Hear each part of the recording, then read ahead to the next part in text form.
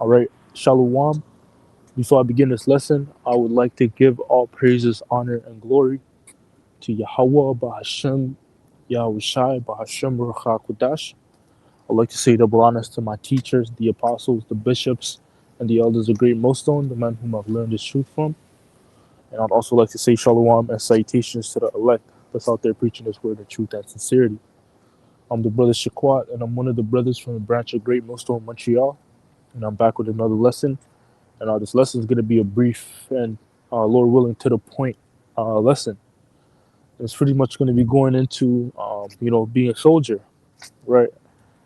Because that's what we are to be, being in this truth, a soldier, right? I'm going to start off by getting the definition of what that word soldier means in the regular Google definition. And it says, a soldier is a person who serves in an army, fights in wars, or works hard for a cause. Right. So, what war or army are we in, and what war are we fighting? Right. The army that we're in is the army of Yahweh Bashim Yahushai. And just to clarify, this is a spiritual army that we are in. Being in this truth. Right. It's a spiritual army and not a physical army. Right. Because Ezekiel 37 speaks about um, the bones. You know. Um,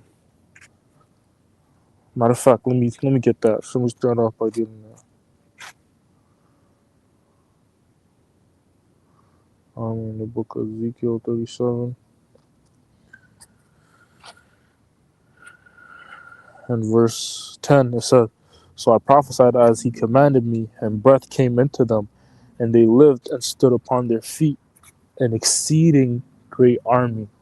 Right. So that army is a spiritual army that's being raised up of different men, all around the world that are coming, that have been brought back to life to the remembrance of who Yahweh Bashim Yahushai is, the Heavenly Father and His Son, um, who they are as people, you know, and what their history is and what part they play uh, in this movie called life, right? And where we are in prophecy. That's that breath.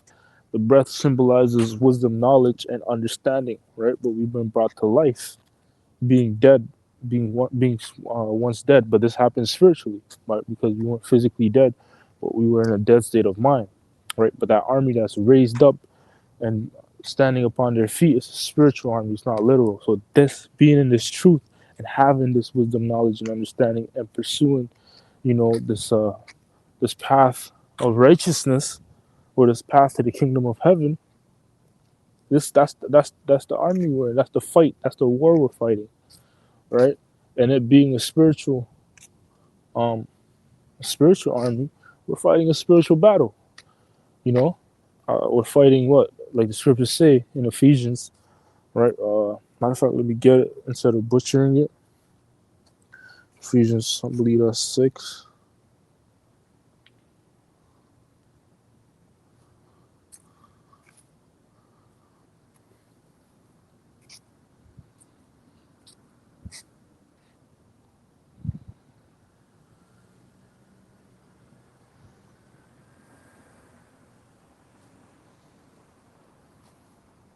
Yeah, 11. It says, finally, brethren,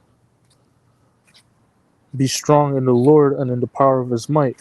Put on the whole armor of the Most High, that ye may be able to stand against the wiles of the devil, right? And the schemes, right? That's what that word "wow" goes into. And the devil's gonna hit you spiritually. These are spiritual attacks that are coming on you, at you. I mean, right? So that's in the spirit, man. You're being targeted in the spirit, and that could happen in all sorts of ways, right? It might be your coworker crashing out on you for no reason. You might um, some inward agitations. A certain problem might occur that just random out of nowhere. You didn't cause it. So things like that, right? Things like that, man. Those are the schemes and the spiritual battles that we fight as men of the Lord, being in this truth, right? So that's that fight. But this is a fight for a reason, and we're to be soldiers and act like soldiers of Yahweh Bashim Al Shai. So going back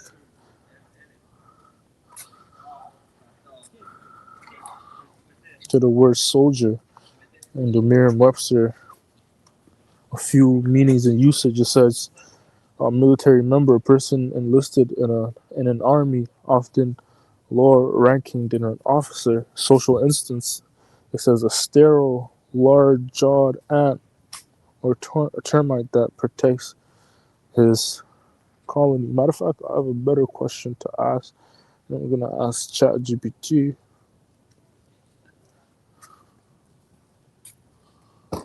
What is the role of a soldier? It says so the question I asked is, what is the role of a soldier?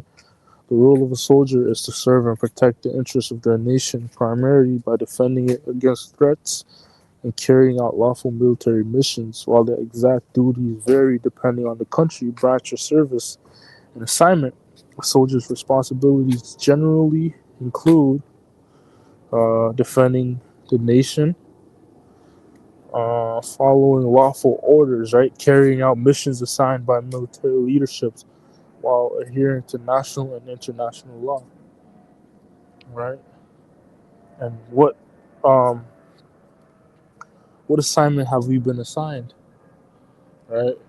That's to further and advance the ministry of Yahweh Bashim Ashai, the business, right? That's the mission we've been given to complete, right? Uh, Maintaining readiness, training regularly to remain physical, mental, and technically prepared for military operations. So to always be on guard, right? To always be on guard. How do we be on guard in this truth? By staying sharp, right? By staying sharp and also protecting ourselves, right? Um, by having the whole armor of the Most High, right? Like Ephesians 6 would go into, which I didn't read and go in. I read, but I didn't go all the way into it. But that's a part of Ephesians 6, putting on the whole armor and defending yourself, right? But always being prepared, right? And how do you stay prepared? You stay prepared by being in the Spirit, walk in the Spirit. Right. I'm gonna jump a few points to the last point. It says demonstrating discipline and teamwork. Military service requires professionalism, integrity, loyalty, courage, and cooperation with fellow service members, and that's what we are, and it's true, right? Especially if you're in a camp, that's what it is, right? That's exactly what it is to the T. Um, you know, being amongst brothers, right, and being like-minded, uh, you know, and willing to pretty much complete the mission with others that are gonna fight with you, man. And that's what makes it easier.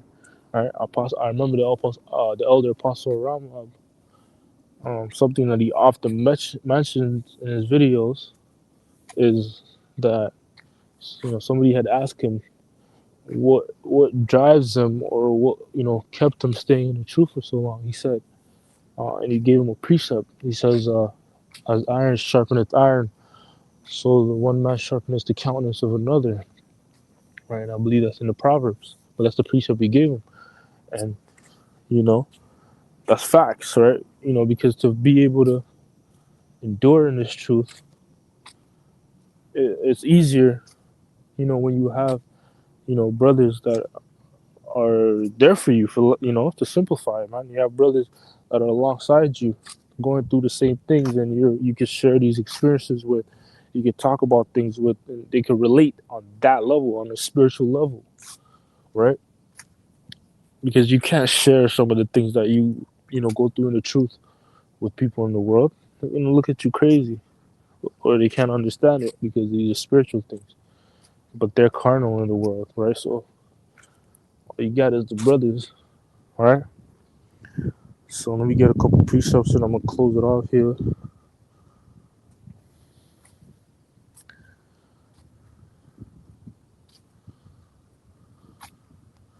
This is Titus,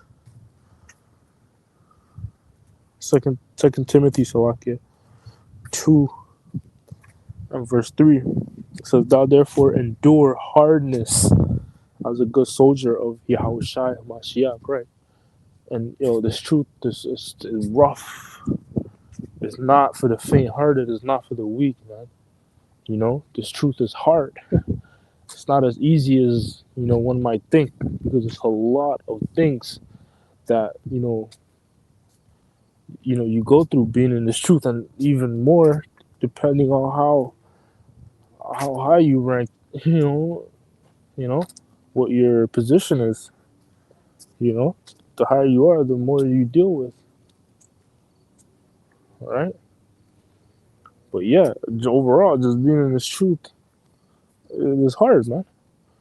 You know, but it's even harder if it's not for you, right? That's why the scriptures speak about. That's why there's also a sifting, right? To sift out those that are undesired by Yahweh Shemashai, those that are not meant to have this truth. But if it's meant for you, it's going to be hard, and you'll be able to have the tough skin to deal with it. And that's the elect, right?